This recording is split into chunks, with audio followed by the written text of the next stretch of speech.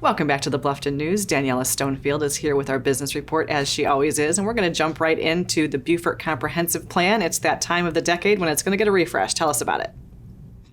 Exactly. Thank you, Betsy, as always. So the Beaufort County Comprehensive Plan is in its draft phase at the moment, but we are in the final stretch. So this is a very, very important piece of Beaufort County's development and planning process. It's actually a general 20-year outlook. So it is no small feat to put this together. And as you say, once a decade or so is when we refresh this, take a look, revisit all of the things that we have been planning in that last 10-year stretch, and look forward to not only the next 10, but the next 20 years. And of course, community input here is not only encouraged, but truly critical, because it's the community that is reflected in this plan, what we as Beaufort County residents want to see happen, not only in the natural, but the built environment. And of course, as we know here in Beaufort County, those two things are inextricably linked. So we have until May 7th, according to the release, to get our voices heard on this next phase of the plan.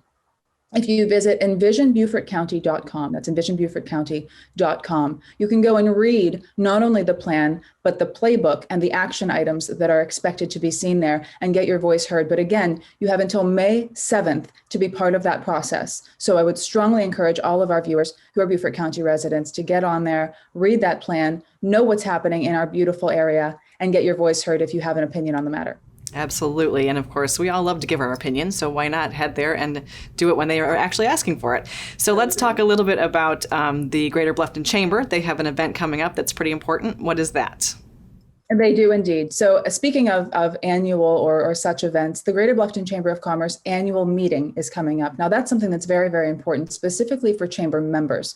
And of course, this is the business report, so that directly influences what is happening with our business community. The annual meeting is where you not only see or hear a wrap up of what happened over the course of the last fiscal year, but looking to the future year, what can be expected, what are the plans? And once again, it's an opportunity for input from the chamber members. So all are encouraged to attend. In this particular case, as we know, there are provisions made for COVID, not only health concerns, but just generally sort of people being comfortable being in face-to-face situations. So this year, it will be held at the Hayward House, should you wish to go in person, but it will be also held via Zoom. So hopefully that will encourage our local members to attend.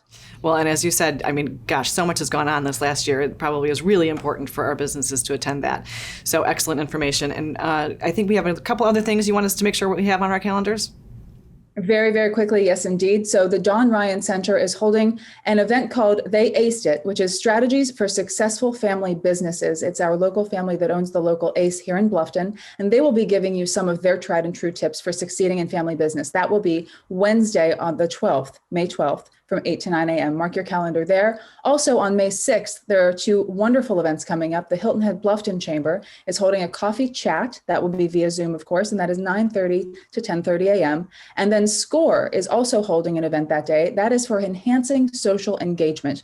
They will have a professional speaker speaking on social engagement, getting out there. And as we know, the digital space is critical, but especially coming off of the heels of a situation that didn't allow us to be out face-to-face networking, digital is more important than ever. And that will be held from noon to 1 p.m. Those are both May 6th. And I didn't mention the date of the annual meeting, my mistake. That is Friday, May 7th. That'll be from 8:30 to 10 a.m. Well, Daniella, that's a lot going on, and I'm glad to see it's happening in the community, and thanks for sharing it with us. Yes, indeed. Thank you, Betsy.